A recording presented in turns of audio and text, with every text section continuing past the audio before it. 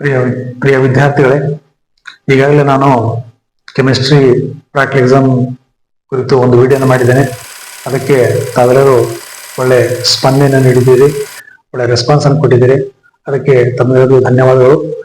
ಈಗ ಕೆಲವು ವಿದ್ಯಾರ್ಥಿಗಳು ಟೈಟೇಷನ್ ಕ್ಯಾಲ್ಕುಲೇಷನ್ ಬಗ್ಗೆ ಸಂಪೂರ್ಣ ಮಾಹಿತಿ ಕೊಟ್ಟರೆ ಒಳ್ಳೆಯದು ಅಂತಕ್ಕಂಥ ಅಭಿಪ್ರಾಯನ ವ್ಯಕ್ತಪಡಿಸಿದ್ದಾರೆ. ಆಕ್ಚುಲಿ ಈ ಕ್ಯಾಲ್ಕುಲೇಷನ್ ಬಹಳ ಸಿಂಪಲ್ ಕ್ಯಾಲ್ಕುಲೇಷನ್ ಇದೆ, ಸಿಂಪಲ್ ಮ್ಯಾಥಮೆಟಿಕ್ಸ್. ಇದ್ರ ಬಗ್ಗೆ ವಿವರಣೆ ಕೊಡೋದೇನು ಅಷ್ಟನ್ನ ಅವಶ್ಯಕತೆ ಇರಲಿಲ್ಲ. ಆದ್ರೂ ಕೆಲವು ವಿದ್ಯಾರ್ಥಿಗಳ ಒಂದು ಡಿಮ್ಯಾಂಡ್ ಮೇರೆಗೆ ಈ ಒಂದು ವಿಡಿಯೋ ಮಾಡ್ಲಿಕ್ಕೆ ಇಷ್ಟಪಡ್ತಾ ಇದ್ದೇನೆ. ಇಲ್ಲಿ ಕೆಲವೊಮ್ಮೆ ಏನಾಗತ್ತಂದ್ರೆ exam phobia, exam tension, exam ಅಲ್ಲಿ ಹೋದ ತಕ್ಷಣ ಭಯ ಬರ್ತಾ ಇದೆ. ಆಗ ಕೆಲವೊಂದು ಸಿಂಪಲ್ ಅಂಶಗಳು ಸಹ ಮರ್ತೋಗುತ್ತೆ. ಸೊ ಆ ಕಾರಣ ನೀವೊಂದು ಸ್ವಲ್ಪ ಟೈಟೇಷನ್ ಕ್ಯಾಲ್ಕುಲೇಷನ್ ಬಗ್ಗೆ ನಿಮ್ಗೆ ಮಾಹಿತಿ ಕೊಡ್ಲಿಕ್ಕೆ ಇಷ್ಟಪಡ್ತಾ ಇದ್ದೇನೆ. ಇನ್ನೊಂದು ಎಕ್ಸಾಮ್ ಫೋಬಿಯಾ ಬರ್ಬೇಕಾದ್ರೆ ನೀವು ಮೊದಲಿಂದ ಚೆನ್ನಾಗಿ ತಯಾರು ಮಾಡ್ಕೊಂಡ್ರೆ ಎಕ್ಸಾಮ್ ಫೋಬಿಯಾ, ಎಕ್ಸಾಮ್ ಭಯ ಬರಂಗಿಲ್ಲ. ಆದ್ರೂ ಎಕ್ಸಾಮ್ ಹತ್ರ ಬಂದಾಗ ಎಲ್ಲಾ ವಿದ್ಯಾರ್ಥಿಗಳಿಗೆ ಒಂದು ಭಯದ ವಾತಾವರಣ ಬರ್ತಾ ಇದೆ. ಜನವರಿ ಫೆಬ್ರವರಿ ಬಂದ್ರೆ ಇನ್ನೂ ಭಯದ ವಾತಾವರಣ ಜಾಸ್ತಿ ಆಗ್ತಾ ಇದೆ. ಹಾಗಾಗಿ ಕಾರಣ ಅಂದ್ರೆ ನೀವು ಚೆನ್ನಾಗಿ ಪ್ರಿಪರೇಷನ್ ಮಾಡ್ಕೊಳ್ಳಿಲ್ಲ ಅಂದ್ರೆ ಈ ರೀತಿ ಆಗುತ್ತೆ. ಇನ್ನು ಸಮಯ ಇದೆ, ಈ ಸಮಯವನ್ನ ಸರಿಯಾಗಿ ಉಪಯೋಗ ಮಾಡ್ಕೊಂಡ್ರೆ ಸೊ ಒಳ್ಳೆ ಅಂಕಗಳನ್ನು ಪಡಿಬಹುದು, ಒಳ್ಳೆ ರಿಸಲ್ಟ್ ಅನ್ನ ಮಾಡಬಹುದು. ಈ ಒಂದು ಸಮಯ ಅಂದ್ರೆ ಅಭ್ಯಾಸ ಕಡೆ ಈ ಒಂದು ಸಮಯನ ಕೊಟ್ರೆ ನಿಮ್ಗೆ ಒಳ್ಳೆ ರಿಸಲ್ಟ್ ಬರುತ್ತದೆ, ಒಳ್ಳೆ ಫ್ಯೂಚರ್ ಇದೆ.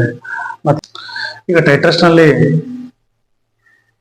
ಅಬ್ಸರ್ವೇಷನ್ ಮೊದಲು ಬರೀಬೇಕು. ನಾವು ಎಕ್ಸಾಮ್ ದೃಷ್ಟಿಯಿಂದ, ಪ್ರಾಕ್ಟಿಕಲ್ ಎಕ್ಸಾಮ್ ದೃಷ್ಟಿಯಿಂದ ಟೈಟೇಷನ್ ನಲ್ಲಿ ಅಬ್ಸರ್ವೇಷನ್ ಬರೀಬೇಕು, tabular column and calculation part ಇಷ್ಟು ಮೊದಲು ನೀವು ಬರಿ ಆನ್ಸರ್ ಪೇಪರ್ ಬರೀಬೇಕು.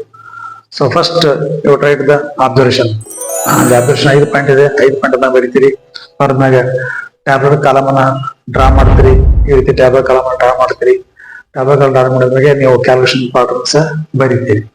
ಸೊ ಅದಕ್ಕೆ ಮುಂಚೆ ಏನ್ ಮಾಡ್ತೀರಿ, ನೀವು ಪ್ರಾಕ್ಟಿಕಲ್ ಅನ್ನ ಯಾವ ರೀತಿ ಪರ್ಫಾರ್ಮ್ ಮಾಡಬೇಕು ನಿಮ್ಗೆ ಗೊತ್ತಿದೆ.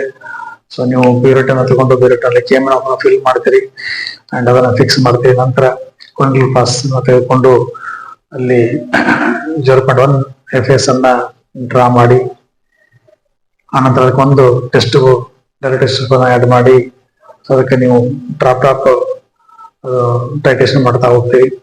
ಸೊ ಮೊದಲಿಗೆ ಪಾಯಿಂಟ್ ಕಲರ್ಲೆಸ್ ಇರ್ತಾ ಇದೆ, ಆಮೇಲೆ ಎಂಡ್ ಪಾಯಿಂಟ್ ಪೇಲ್ ಪಿಂಕ್ ಬರುವವರೆಗೆ ನೀವು ಟೈಟೇಷನ್ ಮಾಡ್ತಾ ಹೋಗ್ತೀವಿ. ಸೊ ಪೇಲ್ ಪಿಂಕ್ ಬಂದ ತಕ್ಷಣ ನೀವು ಬುಲೆಟ್ ಅನ್ನ ಸ್ಟಾಪ್ ಮಾಡಿ ರೀಡಿಂಗ್ ಅನ್ನು ನೋಡಿದಾಗ ಕೆಲವು ಕಡೆ ರೀಡಿಂಗ್ ನೀವು 6 ಬರೋವರೆಗೆ ಕಾನ್ಸಂಟ್ರೇಷನ್ ಸೆಟ್ ಮಾಡಿರ್ಬೋದು, ಅಥವಾ 8 ಬರೋವರೆಗೆ ಮಾಡಬಹುದು, ಅಥವಾ 10 ಬರಬಹುದು. ಸೊ ಯಾವುದೇ ಬರಲಿ ನೀವು ಸ್ಟೆಪ್ ಬೈ ಸ್ಟೆಪ್ ಮಾಡ್ತಾ ಹೋದಾಗ ಸೊ ನಿಮ್ಗೆ ಅಕ್ಯುರೇಟ್ ಆಗಿ ಒಂದು ರೀಡಿಂಗ್ ಸಿಗ್ತಾ ಇದೆ. ಫಸ್ಟ್ ರೀಡಿಂಗ್ ಬಂದ್ಮೇಲೆ ಆ ರೀಡಿಂಗ್ ಅನ್ನ ಟ್ಯಾಬ್ಲೆಟ್ ಕಾಲಮ್ನಲ್ಲಿ ಬರೆದು ಬಿಡ್ರಿ. ಬರೆದು ಅದನ್ನ ಸಿಗ್ನೇಚರ್ ತೋರಿ. ನಂತರ ಸೆಕೆಂಡ್ ರೀಡಿಂಗ್ ಸಹ ಕರೆಕ್ಟ್ ಆಗಿ ಅದೇ ರೀತಿ ರಿಪೀಟ್ ಮಾಡ್ರಿ. ಸೆಕೆಂಡ್ ರೀಡಿಂಗ್ ಅದರ ಸಮೀಪ ಹತ್ರ ಬರಬೇಕು. ಬಹಳಷ್ಟು ನಾನು ಆಗ್ಲೇ ಹೇಳಿದಂಗ 0.3 ± ಇರಬೇಕು, ಬಹಳಷ್ಟು ವೇರಿಯೇಷನ್ ಇರಬಾರ್ದು. ಅದೇ ರೀತಿ ಎರಡನೇ ರೀಡಿಂಗ್ ತಗೊಂಡು ಸಿಗ್ನೇಚರ್ ತಗೊಂಡು ನಂತರ ಸೇಮ್ ಅನ್ನ ರಿಪೀಟ್ ಮಾಡಿ ಥರ್ಡ್ ರೀಡಿಂಗ್ ಅನ್ನ ತಗೊಳ್ರಿ. ಆ ನಂತರ ಆ 3 ರೀಡಿಂಗ್ ಅನ್ನ ಟ್ಯಾಬ್ಲೆಟ್ ಕಾಲಮ್ ಅನ್ನ ಡ್ರಾ ಮಾಡ್ತೀರಿ. ಈ ಟ್ಯಾಬ್ಲೆಟ್ ಕಾಲಮ್ ನಲ್ಲಿ ನೀವು 3 ರೀಡಿಂಗ್ ಅನ್ನ ತಗೊಂಡಿರ್ತೀರಿ. ಸೊ 3 ರೀಡಿಂಗ್ ಅನ್ನ first reading, second reading, third reading 3 reading ಅನ್ನ ತಗೊಂಡಿರ್ತೀರಿ. ಸೊ 3 ರೀಡಿಂಗ್ ಆದಷ್ಟು ಒಂದು ಎವರೇಜ್ ಅಲ್ಲಿ ಬರಬೇಕು, ಪ್ಲಸ್ 0.3 ಮೈನಸ್ ವೇರಿಯೇಷನ್ ಅಲ್ಲಿ ಇರಬೇಕು. ಆ 3 ರೀಡಿಂಗ್ ಅನ್ನ ನೀವು ಟೇಬಲ್ ಅಲ್ಲಿ ಡ್ರಾ ಮಾಡ್ತೀರಿ. ಡ್ರಾ ಮಾಡಿದ್ಮೇಲೆ ಸಿಂಪಲ್ ಆಗಿ ಕೆಳಗಿನ 3 ಕೆಲವೊಂದು ವಿದ್ಯಾರ್ಥಿ ಏನ್ ಮಾಡ್ತಾರೆ, ವರ್ಟಿಕಲ್ ಇರತಕ್ಕಂಥದನ್ನ ಏನ್ ಮಾಡ್ತಾರೆ, ಲಾಸ್ಟ್ ವರ್ಟಿಕಲ್ ಇದ್ದದನ್ನ ಮೀನ್ ರೀಡಿಂಗ್ ತಗೋತಾರೆ. ಅದು ತಪ್ಪು. ಕೆಳಗಿಂದ ಹಾರಿಜಾಂಟಲ್ ಇದ್ದದನ್ನ 3 ಈ ವ್ಯಾಲ್ಯೂಮ್ ಆಫ್ ಏನು ಕೇಮನ್ ಅಪೋರ್ ಇದೆಯಲ್ಲ ಅದನ್ನ 3 ನಾವು ಮೀನ್ ಎವರೇಜ್ ಮೀನ್ ರೀಡಿಂಗ್ ತಗೋಬೇಕು. ತಗೊಂಡು ಅದನ್ನ ಬೈ 3 ಮಾಡಿದಾಗ ಸೊ ನಮಗೇನು ವ್ಯಾಲ್ಯೂ ಬರ್ತೋ ಅದು V1 ಅಂತಾಗಿ ಕನ್ಸಿಡರ್ ಮಾಡ್ತೀವಿ. ಸೊ ಇಲ್ಲಿ so volume of KMR solution ಅದು V1 ಆಗುತ್ತೆ. ವ್ಯಾಲ್ಯೂಮ್ ಆಫ್ FAS ಸೊಲ್ಯೂಷನ್ ಅದು V2 ಆಗುತ್ತೆ. V2 ಈಸ್ ಫಿಕ್ಸ್ ಅದ 10 cm3 ಇರುತ್ತೆ. And molarity of FAS solution M2 ಅದು 0.1 m ಇರ್ತಾ ಇದೆ. ಸೊ ನಾವು ಫೈಂಡ್ ಔಟ್ ಮಾಡೋದು ಮೊಲಾರಿಟಿ ಆಫ್ KMR ಸೊಲ್ಯೂಷನ್ ಅದು M2. ಅದು M2 ಅನ್ನ ನಾವು ಫೈಂಡ್ ಔಟ್ ಮಾಡಬೇಕು. ಸೊ ಇಲ್ಲಿ A1 = 5 ಇರ್ತಾ ಇದೆ, A2 = 1 ಇರ್ತಾ ಇದೆ. ಸೊ ನಮಗೆ ಒಂದು ಫಾರ್ಮುಲಾ ಏನ್ ಬರ್ತಾ ಇದೆ ಅಂದ್ರೆ A1 M1 V1 = A2 M2 V2. So ನಮಗೆ ಅಮೌಂಟ್ ಫೈಂಡ್ ಮಾಡಬೇಕಿದೆ. ಅದಕ್ಕೆ ಎಮ್ ಒನ್ ಇಸ್ಕೊಲ್ಟು ಮಾಡಿಕೊಂಡಾಗ A2 M2 V2 divide by A1 V1 ಆಗ್ತಾ ಇದೆ.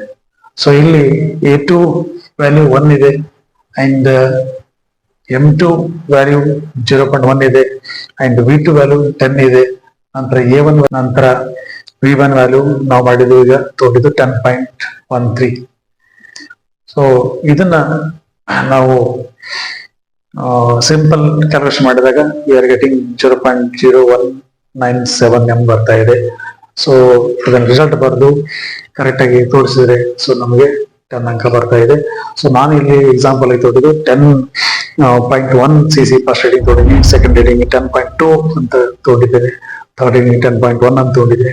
ಕೆಲವೊಂದ್ಸರಿ ಕಾಲೇಜಲ್ಲಿ ಬೇರೆ ಬೇರೆ ವೇರಿಯೇಷನ್ ಕಾನ್ಸಂಟ್ರೇಷನ್ ಇರ್ಬೋದು, 9 ಪಾಯಿಂಟ್ ಬರಬಹುದು ಅಥವಾ 8 ಪಾಯಿಂಟ್ ಬರಬಹುದು, ಸಮ್ಟೈಮ್ಸ್ 6 ಪಾಯಿಂಟ್ ಮೇಲೆ ಬರಬಹುದು.